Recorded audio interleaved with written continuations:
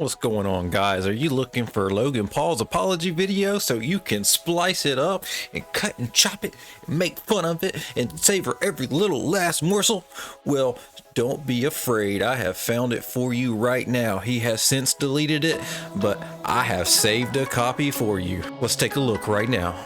Coffeezilla. I watched her 3-part series called Investigating Logan Paul's Biggest Scam, and like many on this platform, you have successfully used my name for views and money. While your work used to be impartial, your addiction to clicks has clouded your judgment and you've made very real errors with very real repercussions. Coffee, you took a shot at my reputation, so in this video today I'm going to be defending myself with facts, something that you have gotten in the habit of twisting as you continue to morph from an investigator to a gossip channel. You see, Coffeezilla tried to work with law enforcement in the past, but his work was described as not anchored to truth and often speculative. He is a lopsided journalist with an agenda, and he's nothing more than the Keemstar of crypto and finance. But as opposed to just telling you, I'm going to show you some of the core discrepancies that I caught in Coffeezilla's investigation. Coffee, you interviewed the developer who stole the game code, fled to Switzerland, and held it hostage for $1 million.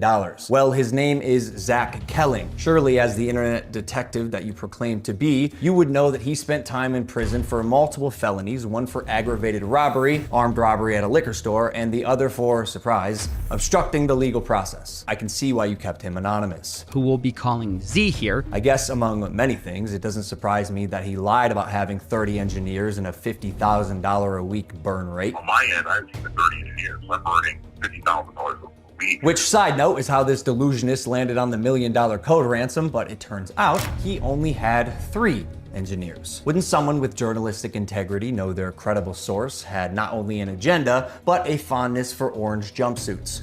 Or did you just hear what you wanted to hear and moved on? Because even if you're lying to yourself, Steven, you still have to believe it. And I know what you're thinking. What type of idiot would work with an unsavory individual like Zach Kelling?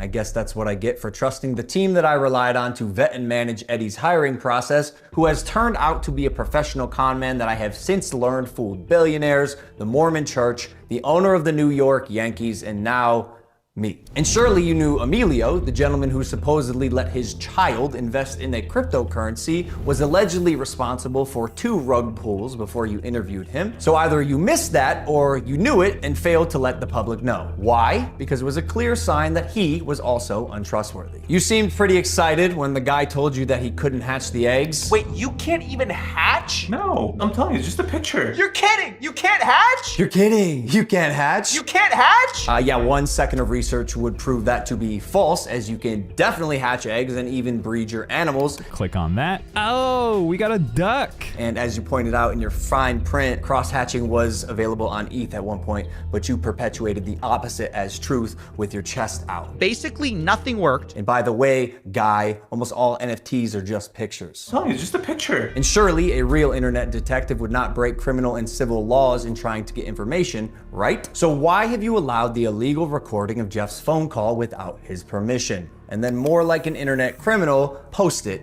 online. And it was interesting. It was like, this is wild. Now, although you didn't verify any backgrounds, substantiate any evidence, took multiple criminals' words as truth, and broke laws, you still published the defamation. However, unlike you, the blockchain doesn't lie. So let's highlight some things that you did point out. Crypto King Jake stole $6 million.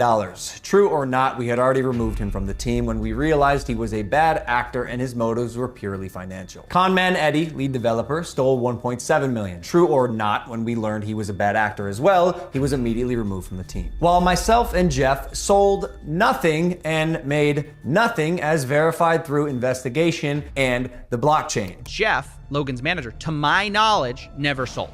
Neither did Logan Paul. I repeat, Jeff and I made no money and will never make any money on CryptoZoo. In fact, we only lost money trying to pick up the pieces. As has been the case with dozens of crypto and NFT projects, the space is unfortunately ripe for bad actors to infiltrate projects that start with even the best intentions. Jake the Snake is no longer affiliated with CryptoZoo, and we hope the money he reappropriated was worth ruining his reputation. Conman Eddie is being investigated by a higher authority that I cannot speak on. As you can imagine, I was not cleared from legal to discuss much of this this, including the legal process being undertaken and the criminal investigations going on during the fallout, but I do appreciate you calling out that rats under my nose stole the game code, millions of dollars, and left Jeff and I abandoned with no team and knives in our back. But even after 12 months of work, you've still managed to overlook one crucial piece of information.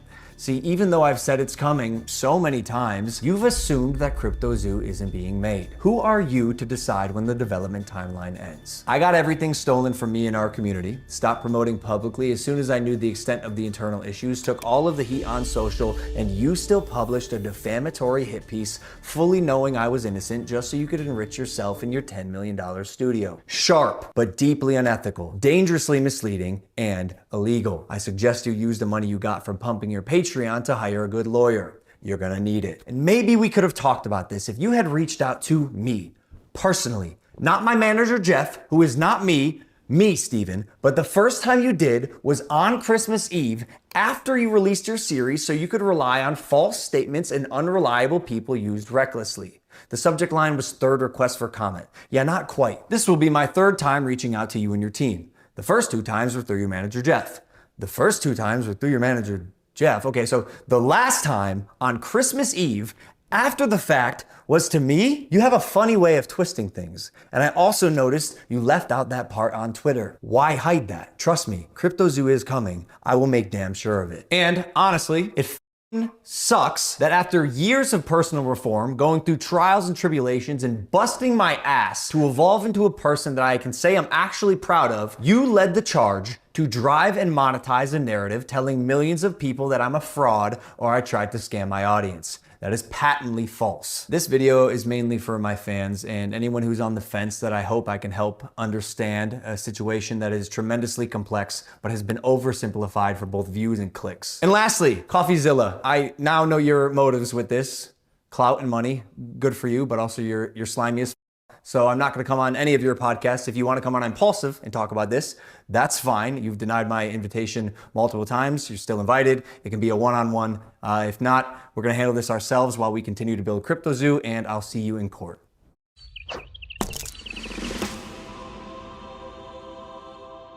Alright guys, there you have it. That is his apology video. Please like, share, and subscribe. I just lucked out and happened to download this before he could take it away, and I'm putting it up here for you guys right now. And if you don't remember anything from this video, and Logan, if you're watching, I pray you remember this one thing. Don't forget to be good on your way to becoming great. Thank you and have a blessed day.